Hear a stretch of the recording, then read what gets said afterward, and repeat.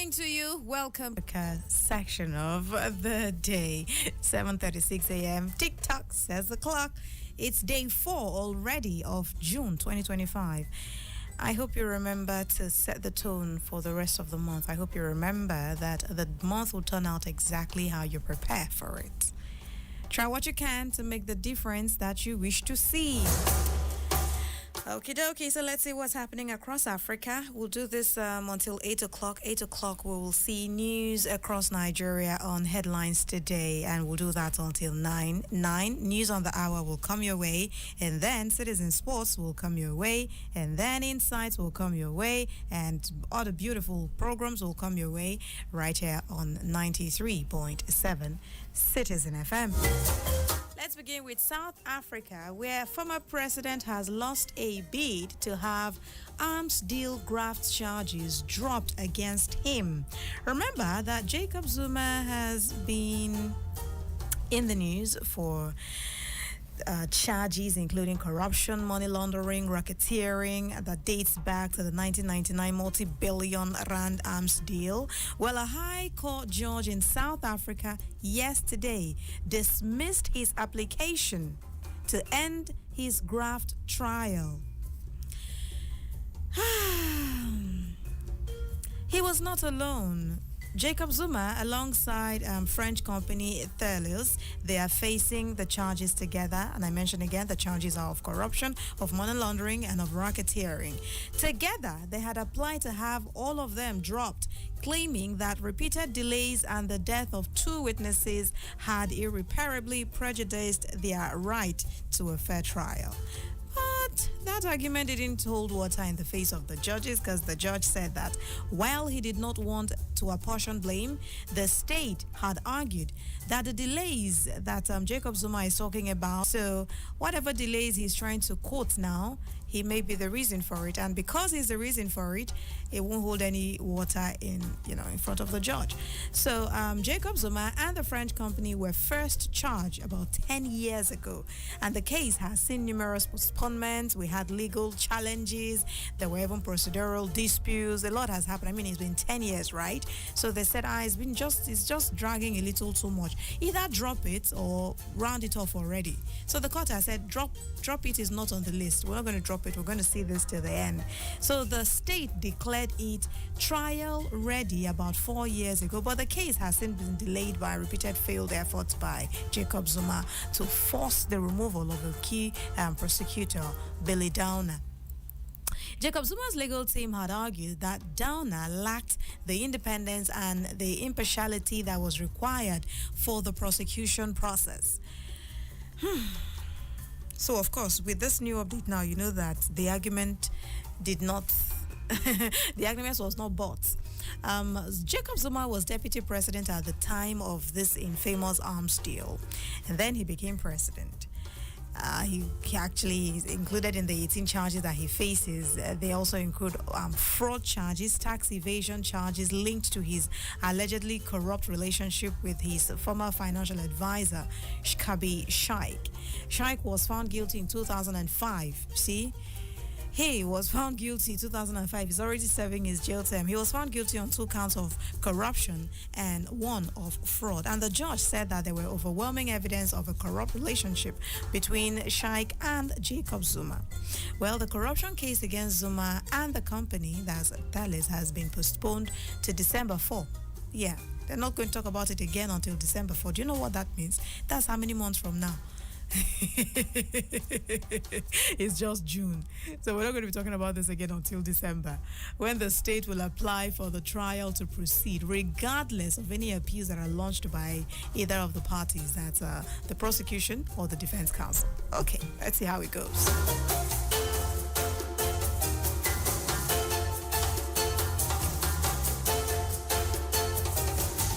South Sudan, it is celebrations as they are marking International Day of United Nations Peacekeepers. Actually a one-day event, but because of how much they are so excited about it, they're taking it like a full week. It kicked off in Western Equatoria, that is in South Sudan, on Monday.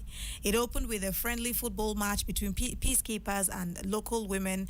The event was actually aimed at raising awareness on the need to de-escalate tensions and to promote peace in the conflict-prone area.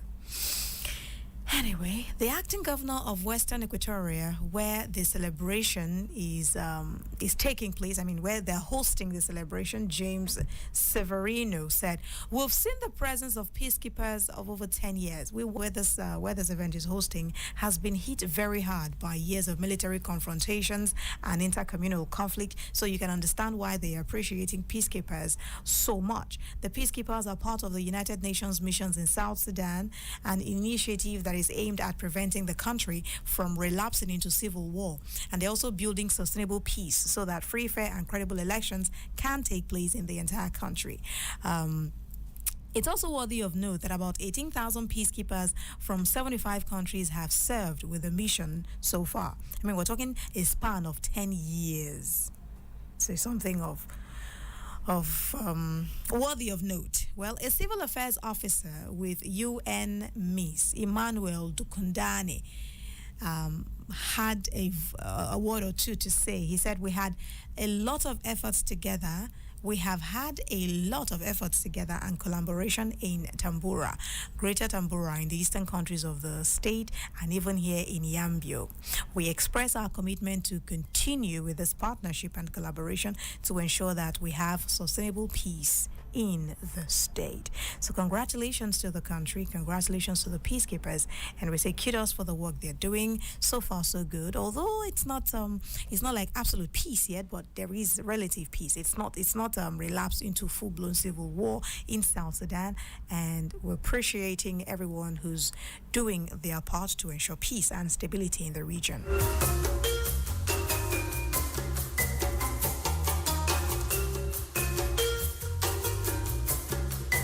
Cameroon, that's the next country we're looking at. Cameroon is now the world's most neglected displacement crisis, according to an annual listing by the Norwegian Refugee Council, NRC. That report was released yesterday. But of course, you know that if you hold your breath long enough, the country would come out to refute this claim, and they're going to explain why this report must not be taken seriously. Anyway, what we know for now is that the Norwegian Refugee Council has released a report. The NGO has ranked the 10 most neglected displacement crises in 2024 based on 3 criteria. One of them is lack of humanitarian funding. Another is lack of media attention. And the third criteria is a lack of effective political initiatives. So Cameroon tops the list for the first time since 2019, and now they just took over from Burkina Faso. So you see that the change going on in Burkina Faso is actually positive. So Cameroon hosts more than 1 million IDPs, according to the report, and civilians in the northwest and southwest part of Cameroon have suffered violent clashes between state security forces and separatist groups. And this has been going on for a while, at least since 2016, almost 10 years, forcing hundreds of thousands to flee. So Norwegian Refugee Council on X made a tweet. It says 10 crises, millions neglected, barely any headlines. Right now, families are fleeing violence in places the world has stopped caring about. When aid gets cut, people die. When we stay silent, we choose indifference. Your voice can break that silence. That's the tweet they made on X.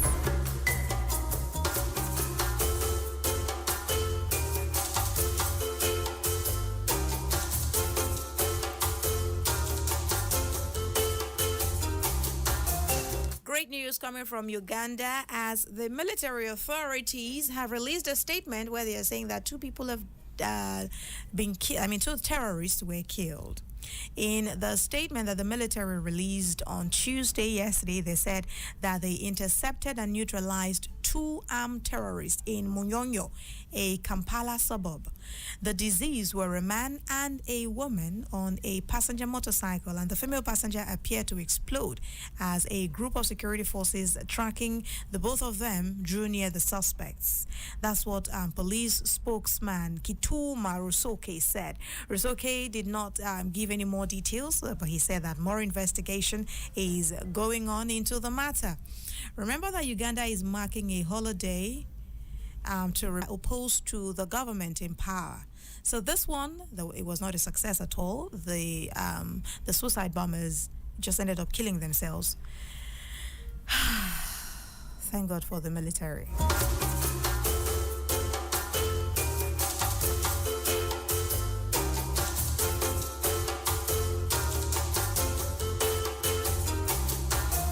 Head on straight to other reports from Uganda, as appeal judges at the International Criminal Court yesterday gave their final green light. They said they will proceed with hearing against Ugandan rebel leader Joseph Kony to carry on. They said that they'll just go on. Even though he's not around, they're going to go on in absentia. The court scheduled a confirmation of charges. They're going to be hearing it for September. Prosecutors will present evidence to back up charges of war crimes and crimes against humanity against Kony. And the hearing will be held in absentia. It's actually the very first for the tribunal. His whereabouts is unknown. The accused's whereabouts is unknown at the moment. So they said they can't just keep waiting for him to turn up. What if he never does? So they're just going to go ahead and hold the trial in his absence. The appeal chamber's judgment confirms several decisions made by the ICC over the past 2 years. They also made a tweet on it. If you go onto X, you would see on their official National Criminal Court, they say for holding confirmation of charges proceedings in absentia. Just so you remember, Joseph Kony is the leader of the Lord's Resistance Army. It's actually a violent rebel group that tried to overthrow the Ugandan government in the 1980s. So this has been going on for a while. The militia was pushed out of Uganda in the mid-2000s.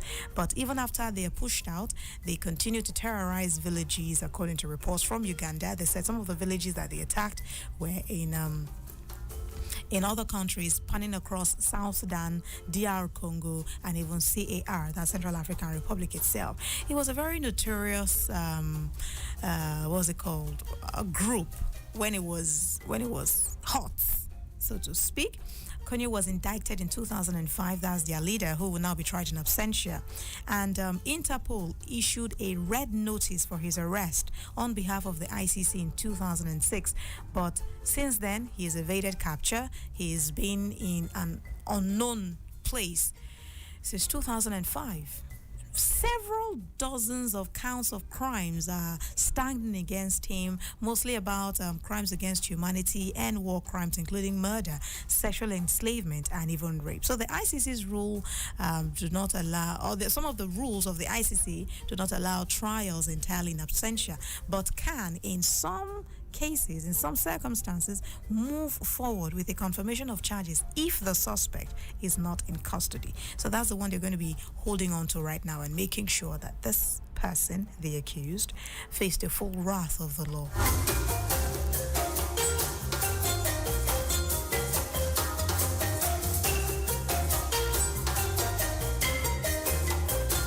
Let's head up north very quickly. Egypt is in the news. I'm not sure this is for the right reason, because it's a report on inflation. There's a poll by Reuters, a poll of analysts. They've confirmed that Egypt's annual headline inflation will increase further in May. State Statistics Agency, that's for last month rather, is expected to release the latest figures on Wednesday, today, 6 days earlier than usual. So this is due to the 3-day the 3-day Salah break that will start at the sunset of Thursday. So they're going to have to do it earlier. But the forecast of the 12 analysts suggests annual urban consumer inflation.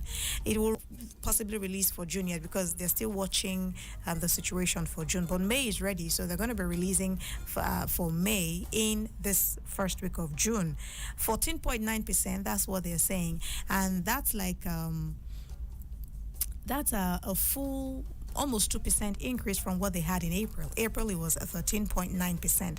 And according to the statistics, State Statistics Agency, they said this rise in inflation is primarily due to an unfavorable base effect with some residual impact from energy price hikes in mid-April. The increase on a range of fuel products came up by almost 15%, and it was in line with commitments that were sought by the International Monetary Fund, that's the IMF. Annual inflation in Egypt has plunged from a record high of 38% in September 2023, and that was helped by an $8 billion financial support package that was signed with the IMF in March of 2024.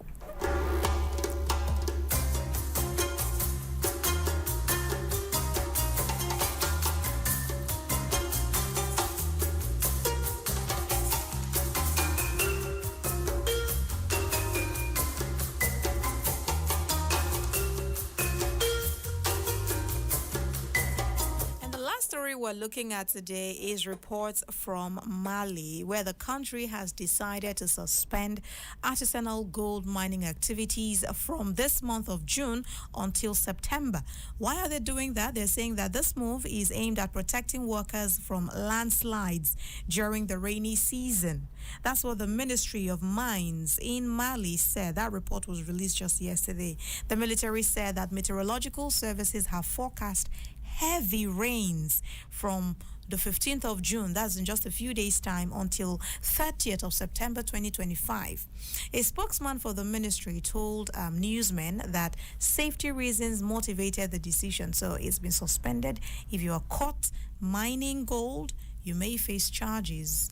The Malian government suspended the granting of new artisanal mining permits to foreigners in March. Remember, we took that story when it broke right here on News Across Africa. Well, there were reports that 2 accidents killed dozens of people, mostly women, and more than 70 people had died in just January alone when a tunnel collapsed. So, to ensure the safety of people who are miners in Mali, the country have said that no more mining, at least from June until September 2025.